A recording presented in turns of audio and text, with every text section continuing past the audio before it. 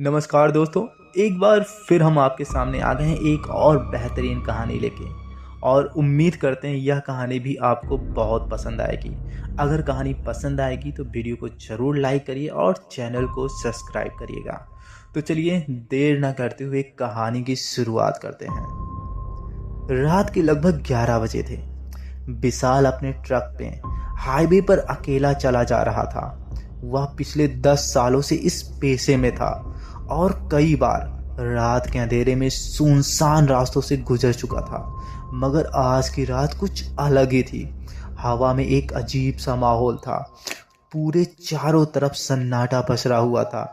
उसकी मंजिल एक दूरस्थ गांव था जहां उसे कुछ सामान पहुंचाना था। रास्ता घना जंगल पार करके जाता था और उस रास्ते पर कई डरावनी कहानियां सुनाई जाती थी, मगर विशाल का आज तक इन कहानियों से कभी भी सामना नहीं हुआ था। जैसे ही वह जंगल के अंदर पहुंचा, ट्रक की हेडलाइट के उजाले में उसने सड़क के किनारे एक आदमी को खड़े देखा। वह लंबा दुबला पतला था और उसके गहरे काले कपड़े पहने हुए थे। उसकी आंखें इतनी गहरी थी कि उसमें झांकने पर ऐसा लगता था जैसे कोई अथाह अंधकार समाया हो। उस आदमी ने हाथ को उठाकर ट्रक को रोकने का इशारा किया। विशाल आमतौर पर इस तरह किसी भी अनजान को लिफ्ट नहीं देता था, लेकिन न जाने क्यों इस बार उसने अपने पांव से ट्रक का ब्रेक दबा ही दिया और ट्रक एक तेज आवाज करता हुआ उस आदमी के पास जाकर रुक गया। विशाल ने कांच नीचे करते हुए पूछा, कहाँ जाना है बाबा आपको? उस आदमी की गहरी भारी आवाज जैसे कुएं की तरह आ रही थी और उसने कहा, बस थोड़ी दूर, जहां तक तुम्हारा ट्रक जाएगा। विशाल को कुछ अजीब लगा, लेकिन उसने ज्यादा ध्यान नहीं दिया और उसे अंदर बैठने का इशारा किया। जैसे ही वह व्यक्ति ट्रक में बैठा, एक ठंडी लहर विशाल के शरीर से दौड़ गई। अचानक हवा और भी भारी हो गई। रास्ते में उस आदमी ने कोई बातचीत नहीं की। वह बस चुपचाप आगे देखता रहा। कुछ देर बाद विशाल ने उसे ध्यान से देखा। उसके हाथों की उंगलियां सामान्य से ज्यादा लंबी थी और नाखून काले और नुकीले थे। विशाल का दिल यह देखकर तेजी से धड़कने लगा, लेकिन उसने खुद को समझाया कि यह सिर्फ उसका एक वहम होगा। हो सकता है यह व्यक्ति सामान्य हो। तभी अचानक उस आदमी ने धीरे से कहा, अब रुक जाओ, मैं यहीं उतरूंगा। विशाल ने ट्रक को वहीं रोक दिया, लेकिन जैसे ही उस आदमी ने की ओर वह देखता है, उसकी रीढ़ की हड्डी में एक अजीब सी झुरझुरी सी दौड़ गई। वह आदमी मुस्कुरा रहा था और उसकी मुस्कान मानो किसी शैतान की हो। उसके दांत पीले और नुकीले थे। विशाल का कलेजा अब तो मुंह को आने वाला था। आदमी ने धीरे से कहा, ध्यान रखना, यह रास्ता सिर्फ तुम्हारा नहीं है। और वह ट्रक से उतरकर अंधेरे में विलीन सा या गायब सा हो गया। विशाल के माथे पर पसीना आ गया। यह देखकर उसने जल्दी से ट्रक बढ़ा दिया, लेकिन तभी ट्रक के शीशे में उसे कुछ दिखा। वही आदमी सड़क के बीचों बीच खड़ा हुआ था और धीरे धीरे उसकी ओर देख रहा था। उसकी मुस्कान पहले से भी ज्यादा भयानक हो गई थी। अचानक ट्रक की लाइट झपकने लगी, इंजन लड़खड़ाने लगा और तभी ट्रक का इंजन पूरी तरह बंद हो गया। अब विशाल का ट्रक भयानक जंगल के बीचों बीच बंद हो चुका था। बाहर गहरी रात का अंधेरा था, जिसमें केवल झींगरों की आवाज और हवा की सनसनाहट ही सुनाई दे रही थी।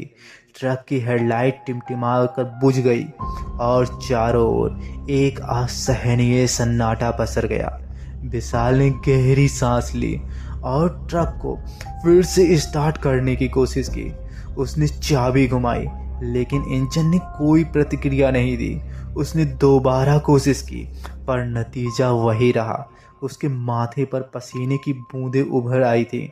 तभी उसे एहसास हुआ कि ट्रक के भीतर भीषण ठंड बढ़ चुकी है, मानो कोई अदृश्य शक्ति उसे जकड़ रही हो। उसने शीशे से बाहर झांका। वह अजीब आदमी कहीं नजर नहीं आ रहा था, लेकिन विशाल को एहसास हो रहा था कि वह अकेला नहीं है। और तभी एक खट खट की आवाज़ सुनाई देती है। किसी ने ट्रक के दरवाजे पर धीरे से दस्तक दी। विशाल का गला सूख गया यह सुनकर उसने धीरे धीरे अपनी गर्दन घुमाई और खिड़की से बाहर झांका, लेकिन वहाँ कोई भी नहीं होता है। लेकिन जैसे ही उसने सामने देखा, उसका कलेजा मुंह को आ गया। वह रहस्यमयी आदमी ट्रक के ठीक सामने खड़ा था और उसकी काली आंखें सीधे विशाल को ही घूर रही थी। लेकिन अब उसकी शक्ल पहले जैसी नहीं थी। उसका चेहरा भयानक हो चुका था। उसकी खाल जगह जगह से जली हुई लग रही थी और उसके नुकीले दांत उसकी भयानक मुस्कान में चमक रहे थे। यह देखते ही विशाल की सांसें तेज हो गईं। उसने झटके से ट्रक का दरवाजा बंद करने की कोशिश की, लेकिन तभी दरवाजे की कुंडी अपने आप ही खुल गई। एक ठंडी हवा का झोंका अंदर घुसा और विशाल को ऐसा लगा जैसे किसी अदृश्य शक्ति ने उसे अपनी जगह जकड़ लिया हो। वह आदमी ट्रक के बिल्कुल करीब आ चुका था। उसने अपना लंबा हाथ बढ़ाया और विशाल की ओर इशारा किया और उसने एक भयानक आवाज में कहा, अब यह रास्ता तेरा नहीं, यह मेरा रास्ता है। विशाल को ऐसा लगा जैसे उसकी आंखों के सामने अंधेरा छा रहा हो। उसका पूरा शरीर सुन्न पड़ने लगा। तभी अचानक ट्रक का इंजन अपने आप चालू हो गया। विशाल को जैसे ही होश आया, उसने तेजी से गियर बदला और ट्रक को आगे बढ़ा दिया।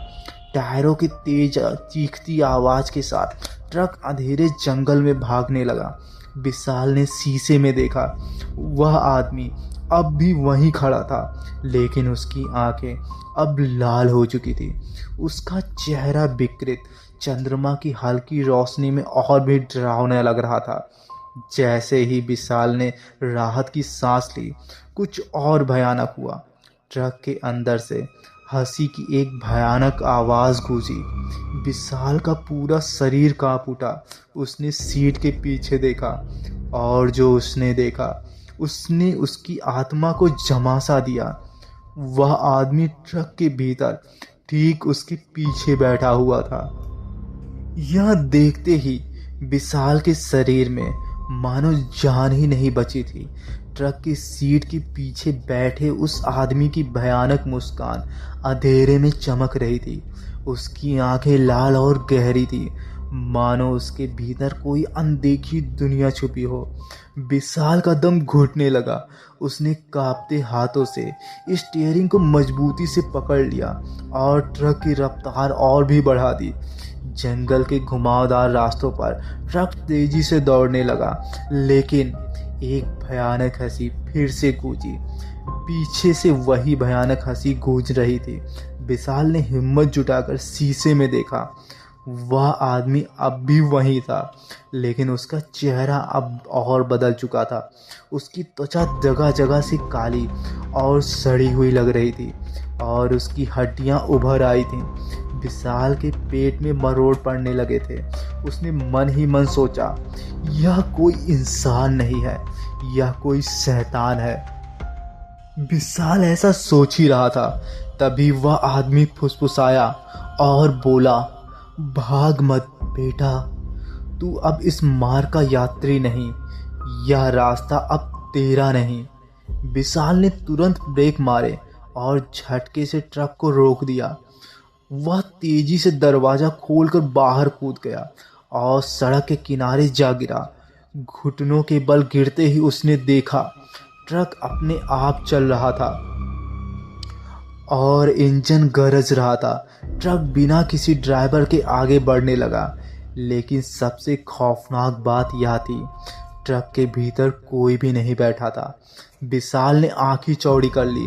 ट्रक की हेडलाइट्स की हल्की रोशनी में उसे वही आदमी ड्राइवर सीट पर बैठा दिखाई दिया, लेकिन अब वह अघोरी जैसा दिखने लगा था। लंबे उलझे बाल, धूल और राख से भरा हुआ शरीर और गले में अस्थियों की माला। और तभी अघोरी की एक भयानक आवाज गूंजी, तू बच नहीं सकता। अचानक ट्रक के चारों ओर अंधेरे से भरी परछाइयां उभरने लगी। विशाल घबराकर पीछे हटा, लेकिन अब उसके पैरों से जमीन धंसने लगी और वह चीख पड़ा, यह क्या हो रहा है। सड़क काली हो रही थी, मानो कोई अदृश्य दलदल उसे खींच रहा हो। अघोरी ने अपनी लंबी उंगलियों को आकाश की ओर उठाया और कुछ अजीब मंत्र बुदबुदाने लगा। अचानक चारों ओर हवा भारी होने लगी और जंगल में सूखे पत्तों का बवंडर उठने लगा। विशाल की सांसें तेज हो गई। विशाल ने कांपते हुए कहा, मुझे छोड़ दो, मैंने क्या किया है तुम्हारा। अघोरी की आंखें चमक उठी। उसने एक जोरदार हंसी हंसी और बोला, यह मार्ग मृत आत्माओं का है। जो इसे पार करता है वह जीवित नहीं रहता है। यह सुनते ही विशाल के होश उड़ गए। तभी अचानक जंगल में कहीं से घंटे और शंख की आवाज गूंजी। अघोरी तांत्रिक चौंक गया यह सुनकर। जैसे ही विशाल ने ऊपर देखा, जंगल के दूसरे छोर पर एक संत महात्मा खड़े थे जो किसी मंदिर से आए प्रतीत हो रहे थे। उनके हाथ में एक त्रिशूल था और उनकी उपस्थिति से अघोरी पीछे हटने लगा। संत महात्मा गरजे, भाग यहाँ से पिशाच। अघोरी ने चीख मारी और अचानक वह घने धुएं में बदल गया। ट्रक का इंजन एक झटके से बंद हो गया और वहां का सारा माहौल पहले जैसा शांत हो गया। विशाल हाँफते हुए जमीन पर गिर पड़ा। संत महात्मा उसके पास आए और बोले, बेटा, तुझे नहीं पता कि तू किसी भयानक चीज से टकरा रहा था। तो दोस्तों, क्या लगता है वह अघोरी तांत्रिक कौन था? वह रास्ता क्यों श्रापित था? और क्या विशाल इस भयानक घटना से बच पाएगा? तो चलिए जानते हैं अगले भाग में क्या होने वाला है। विशाल अभी भी घबराया हुआ था। उसके हाथ पैर सुन्न पड़ चुके थे और दिल इतनी तेजी से धड़क रहा था जैसे अभी बाहर आ जाएगा। संत महात्मा ने उसके कंधे पर हाथ रखा, जिससे उसे थोड़ी राहत मिली। महात्मा ने गहरी आवाज में पूछा, बेटा, तू ठीक तो है ना?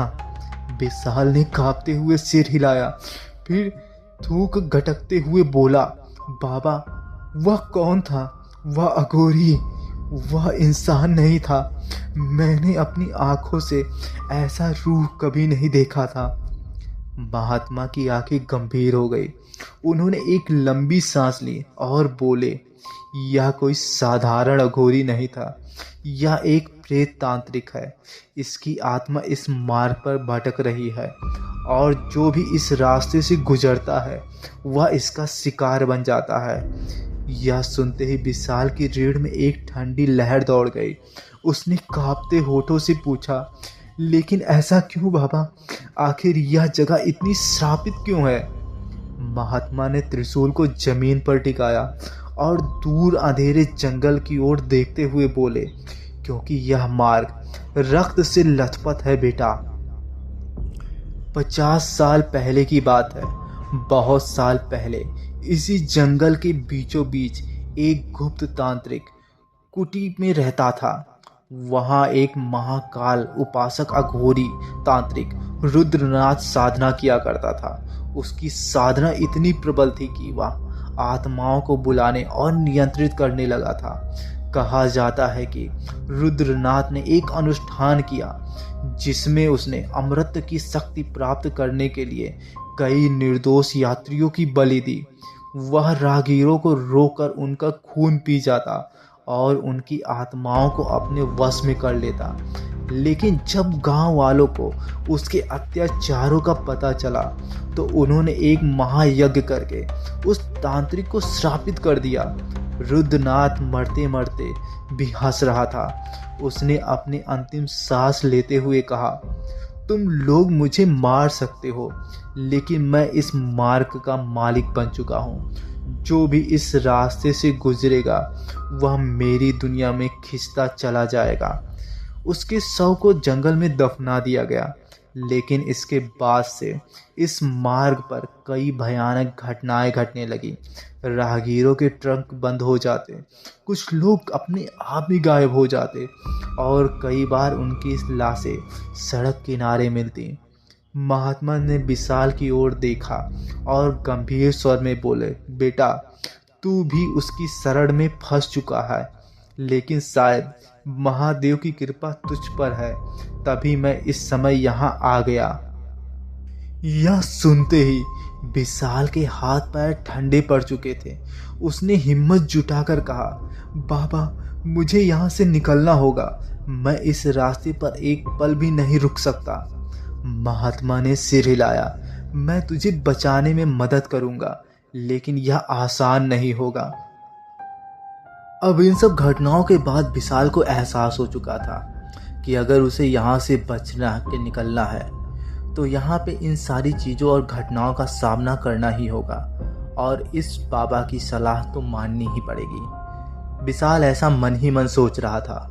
तभी महात्मा ने विशाल को पास के एक पुराने मंदिर की ओर इशारा किया, जो जंगल के बीचों बीच खंडहर जैसा खड़ा था। वहाँ तांत्रिक रुद्रनाथ की शक्ति का स्रोत छिपा हुआ है। अगर हमें इस श्राप को खत्म करना है तो हमें उस जगह जाकर उसकी तंत्र मुद्राएं नष्ट करनी होंगी। विशाल ने बाबा की यह बात सुनी और उसको सुनकर यह अजीब सा डर का एहसास हुआ और वह बोला, लेकिन बाबा, अगर हम वहां गए तो क्या वह हमें छोड़ देगा? महात्मा ने गहरी आवाज में कहा, नहीं बेटा, वह अपनी पूरी शक्ति से हमें रोकने की कोशिश करेगा। महात्मा ने ऐसा कहा ही था, तभी अचानक जंगल में एक जोर से हंसी गूंजी। वह हंसी इतनी डरावनी थी कि विशाल के रोंगटे खड़े हो गए। महात्मा ने तुरंत त्रिशूल उठाया और कुछ मंत्र बुदबुदाने लगे और बोला, समय आ गया है बेटा, अब या तो हम इस श्राप को खत्म करेंगे या फिर। महात्मा की बात पूरी होने से पहले ही चारों ओर अंधेरा छा गया और विशाल को लगा कि वह किसी भयानक शक्ति के बीच में फंस चुका है। तो दोस्तों, क्या लगता है, विशाल और महात्मा रुद्रनाथ के श्राप को खत्म कर पाएंगे? जंगल के उस मंदिर में क्या रहस्य छुपा है? और सबसे बड़ा सवाल, क्या विशाल इस मौत के खेल से बच पाएगा? तो चलिए जानते हैं आगे कहानी में क्या होने वाला है। जंगल के चारों ओर गहरा अंधेरा छा गया था। हवा अचानक इतनी भारी हो गई थी कि विशाल को लगा जैसे कोई अदृश्य शक्ति उसे दबा रही हो। महात्मा ने अपने त्रिशूल को कसकर पकड़ लिया और मंत्र बुदबुदाने लगे। महात्मा के मंत्रों से वातावरण में हलचल होने लगी, लेकिन तभी वही भयानक हंसी गूंजी हवा में। वही भयानक गूंज, पेड़ों के बीच से एक काला धुआं उठने लगा और धीरे धीरे एक भयानक सी आकृति उभरने लगी। वह कोई और नहीं बल्कि अघोरी रुद्रनाथ था। उसकी आंखें जलती हुई अंगारों की तरह लाल थी और उसकी काली जली हुई त्वचा से भयावह गंध आ रही थी। और फिर उसने एक भयानक आवाज में बोला, तुम लोग सोचते हो कि मुझे हरा सकते हो? उसकी गहरी आवाज यह पूरे वातावरण को बहुत ही गंभीर बना गई। मैं इस मार्ग का स्वामी हूँ, मैं मृत्यु का देवता हूँ। कोई मुझसे आज तक बचकर नहीं निकला है और तुम भी नहीं निकलोगे। महात्मा ने त्रिशूल उठाया और गरजे, तेरा समय पूरा हो चुका है रुद्रनाथ। तूने अनगिनत निर्दोषों की बलि ली है, अब तेरा अंत निश्चित है। रुद्रनाथ ने हाथ उठाया और अचानक जंगल की जमीन फटने लगी। विशाल ने देखा कि जमीन से कंकालों की भुजाएं निकल रही थीं, जैसे अनगिनत मरे हुए लोग बाहर आने की कोशिश कर रहे हों। विशाल ने घबराकर महात्मा की ओर देखा। बाबा, ये क्या हो रहा है? महात्मा गंभीर स्वर में बोले, ये उन निर्दोष यात्रियों की आत्माएं हैं जिनकी हत्या इस तांत्रिक ने की थी, या उनकी काली शक्ति से नियंत्रित आत्माएं हैं। अगर हमें इन्हें हराना है तो हमें इनको पाताल लोक भेजना ही होगा। तभी कुछ ही देर में रुद्रनाथ ने जमीन पर कुछ भयानक तंत्र मुद्राएं बनाई और अचानक पूरा वातावरण गूंज उठा। एक विशाल काले रंग का दरवाजा प्रकट हुआ जो हवा में झूल रहा था। विशाल ने कांपती हुई आवाज में कहा, ये क्या है बाबा? महात्मा ने कहा, यह प्रेत लोक का द्वार है। रुद्रनाथ ने अपनी आत्माओं को इस दरवाजे के अंदर बांध रखा है। अगर हमें इसे हराना है तो हमें इस दरवाजे के अंदर जाना होगा। रुद्रनाथ ने हाथ उठाया और गहरी आवाज में बोला, अगर हिम्मत है तो आओ, लेकिन याद रखना, जो इस द्वार में प्रवेश करता है वह वापस नहीं जा सकता है। महात्मा ने बिना किसी डर के त्रिशूल उठाया और विशाल की ओर देखा और बोला, बेटा, अगर हमें इसे अभी नहीं रोकते हैं तो यह गोरी फिर से जीवित होकर निर्दोष लोगों की बलि शुरू कर देगा। तुम्हें अपने डर पे काबू पाना पड़ेगा। क्या तुम मेरे साथ दे सकते हो? विशाल की आंखों के सामने अपने परिवार का चेहरा घूम रहा था। अगर वह पीछे हट गया तो यह तांत्रिक अनगिनत और लोगों की जान ले सकता था। उसने अपनी मुट्ठी भींच ली और हिम्मत जुटाकर कहा, मैं जरूर साथ दूंगा बाबा आपका। महात्मा ने सिर हिलाया और दोनों प्रेत लोक के दरवाजे की ओर बढ़ने लगे। जैसे ही वे दरवाजे के करीब पहुंचे, चारों ओर अजीब सी आवाजें गूंजने लगी। वे आवाजें दर्द से कराह रही थी, जैसे कोई अनगिनत आत्माएं रो रही हों। विशाल ने घबराकर कहा, यह सही नहीं लग रहा है। लेकिन महात्मा ने बिना रुके दरवाजा खोल दिया। अब यह सब भगवान पर है। जैसे ही दरवाजा खुला, विशाल और महात्मा दोनों एक काले धुएं में समा गए और फिर चारों ओर अंधेरा छा गया। विशाल ने जब अपनी आंखें खोली तो उसे खुद को एक अजीब सी जगह पर पाया। चारों ओर केवल राख, हड्डियां और जलते हुए पेड़ थे। यहाँ हवा में एक अजीब सी सड़न थी और आसमान बिल्कुल लाल था। विशाल ने धीमी आवाज में पूछा, बाबा, यहाँ कहाँ आ गए हैं हम? महात्मा ने गंभीर स्वर में कहा, यह रुद्रनाथ का प्रेत लोक है। यहाँ इसकी आत्मा पूरी शक्ति में है। हमें इसे हराने के लिए इसके सबसे कमजोर बिंदु को ढूंढना होगा। लेकिन ऐसा कहते ही महात्मा के हाँ एक हंसी गूंजती है और वह हंसी रुद्रनाथ की होती है। वह बोलता है, स्वागत है मेरे लोक में। रुद्रनाथ की आवाज गूंजी और वह हवा में तैरता हुआ प्रकट हो गया। अब उसका शरीर और भी भयानक हो चुका था। उसकी आंखें अब और भी गहरी गुफाओं जैसी थी और उसके नाखूनों से खून टपक रहा था। वह गरजा, तुम यहाँ से जीवित नहीं जाओगे विशाल। और अचानक चारों ओर से अनगिनत काले साए उठने लगे। जे आत्माएं वे अवशेष थे जिन्हें रुद्रनाथ ने कभी मारा था। महात्मा ने त्रिशूल उठाया और अब युद्ध शुरू हो गया। तो दोस्तों, क्या लगता है, महात्मा और विशाल इस भयानक युद्ध में रुद्रनाथ को हरा पाएंगे? प्रेत लोक का रहस्य क्या है? क्या विशाल इस मौत के जाल से निकल पाएगा? तो चलिए अब इस कहानी के अगले भाग की ओर चलते हैं। अब इधर रुद्रनाथ अपनी पूरी शक्ति में था। उसकी भयानक आवाज गूंज रही थी। उसने अपना हाथ उठाया। अचानक चारों ओर से भूतिया साए उठने लगे। उनकी आंखें चमक रही थी और उनके मुंह से कराहने की आवाजें आ रही थी। विशाल को लगा जैसे हजारों आत्माएं दर्द में चीख रही हों। महात्मा ने तुरंत अपना स्टूल उठाया और मंत्र पढ़ने लगे। त्रिशूल से अचानक सफ़ेद रोशनी निकली और आसपास कुछ साए तुरंत जलकर राख हो गए। लेकिन इससे बाकी आत्माएं ज़्यादा उग्र हो गईं। विशाल ने घबराकर पूछा, बाबा अब क्या करेंगे हम लोग? महात्मा ने कहा, हमें रुद्रनाथ की शक्ति को जो स्रोत है उसे नष्ट करना होगा। जब तक इसका तंत्र साधना स्थल नष्ट नहीं होगा तब तक यह अजेय रहेगा। रुद्रनाथ हंसने लगा। यह सब सुन के उसने जमीन पर कुछ मंत्र पढ़े और एक बड़ा सा काला दरवाजा प्रकट हो गया।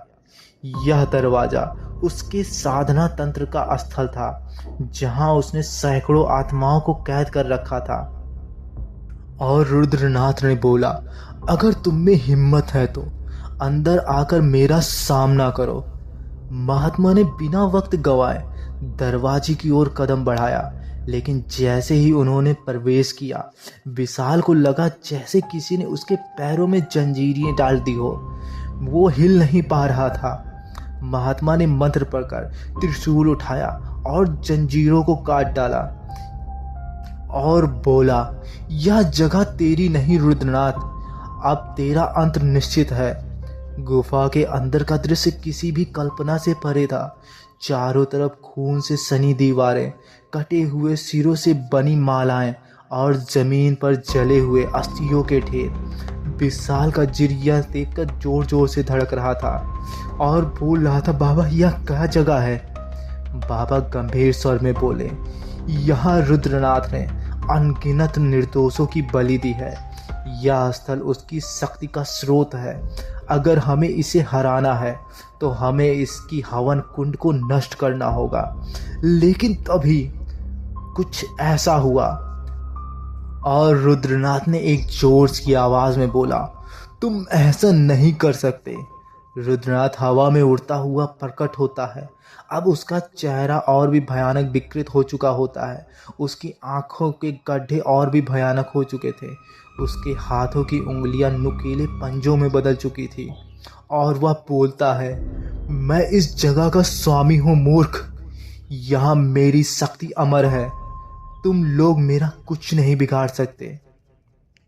रुद्रनाथ ने मंत्र पढ़कर हवा में हाथ उठाया एक बार फिर, और अचानक चारों ओर से काले नाग निकलने लगे, जिनकी आंखें जलती हुई अंगारों जैसी चमक रही थी। उन्होंने महात्मा और विशाल पर हमला किया। पीछे हटो विशाल, महात्मा गरजे। महात्मा ने त्रिशूल उठाया और जोर से जमीन पर मारा। एक से शक्तिशाली प्रकाश निकला और कई नाग तुरंत जलकर राख हो गए। लेकिन इससे रुद्रनाथ ज्यादा क्रोधित हो चुका था और वह बोला, अब मैं तुम दोनों को खत्म कर दूंगा। बहुत हो गया खेल। रुद्रनाथ ने दोनों हाथों को हवा में उठाए और जमीन से एक विशाल कंकाल योद्धा प्रकट हुआ। यह कंकाल इतना बड़ा था कि उसकी छाया से पूरी गुफा ढक गई। उसकी आंखों से नीली आग निकल रही थी और उसके हाथ में एक विशाल तलवार थी। तभी विशाल ने हिम्मत जुटाई और गुफा में रखे एक लोहे के भाले को उठाया। जैसे ही कंकाल ने हमला किया, विशाल ने पूरी ताकत से उसका ध्यान भटकाने की कोशिश की। इसी बीच महात्मा ने गहरी सांस ली और मंत्र पढ़ना शुरू कर दिया। जैसे ही मंत्र पूरा हुआ, महात्मा ने त्रिशूल उठाया और पूरी ताकत से हवन कुंड में दे मारा, जिससे एक जोरदार विस्फोट हुआ और गुफा की दीवारें हिलने लगी। रुद्रनाथ चीख पड़ा। उसकी आत्मा जलने लगी और उसका शरीर राख में बदलने लगा। विशाल ने देखा कि कंकाल योद्धा भी धूल में मिल चुका था। गुफा तेजी से ढहने लगी। महात्मा ने विशाल से कहा, बेटा अब हमें यहाँ से भागना होगा। दोनों तेजी से भागते हुए प्रेत लोक के दरवाजे से बाहर कूद गए। जैसे ही दोनों बाहर निकले, प्रेत लोक का द्वार खुद ब खुद बंद हो गया और जोरदार विस्फोट के साथ पूरा जंगल एक पल के लिए रोशनी से भर उठा और फिर सब कुछ शांत हो गया। और फिर विशाल ने हाँफते हुए महात्मा की ओर देखा। बाबा, क्या रुद्रनाथ खत्म हो गया है? महात्मा ने मुस्कुराकर बोला, हाँ बेटा, अब अंत उसका हो चुका है। यह मार्ग अब श्रापित नहीं है। विशाल की आंखों में आंसू आ गए। उसने महात्मा के चरणों में गिरकर प्रणाम किया। महात्मा ने आशीर्वाद दिया और कहा, जा बेटा, अब तेरा सफर सुरक्षित रहेगा। विशाल ने ट्रक की ओर देखा। ट्रक पहले की तरह सामान्य लग रहा था, मानो कुछ हुआ ही ना हो। वह ट्रक में बैठा, इंजन स्टार्ट किया और धीरे धीरे आगे बढ़ने लगा। पीछे जंगल में हवा चल रही थी, लेकिन अब कोई डरावनी आहट नहीं थी। और इस तरह से विशाल को उस भयानक रात और उस भयानक रास्ते से मुक्ति मिल जाती है। तो दोस्तों, ये कहानी आपको कैसी लगी? उम्मीद करते हैं कहानी आपको बहुत पसंद आई होगी। अगर कहानी पसंद आए तो वीडियो को लाइक करिए, चैनल को सब्सक्राइब करिए और कमेंट में ज़रूर मुझे बताइएगा आप मेरे वीडियो को किस दृष्टि से देख रहे हैं। फिलहाल पूरा वीडियो देखने के लिए आप लोग का बहुत बहुत धन्यवाद।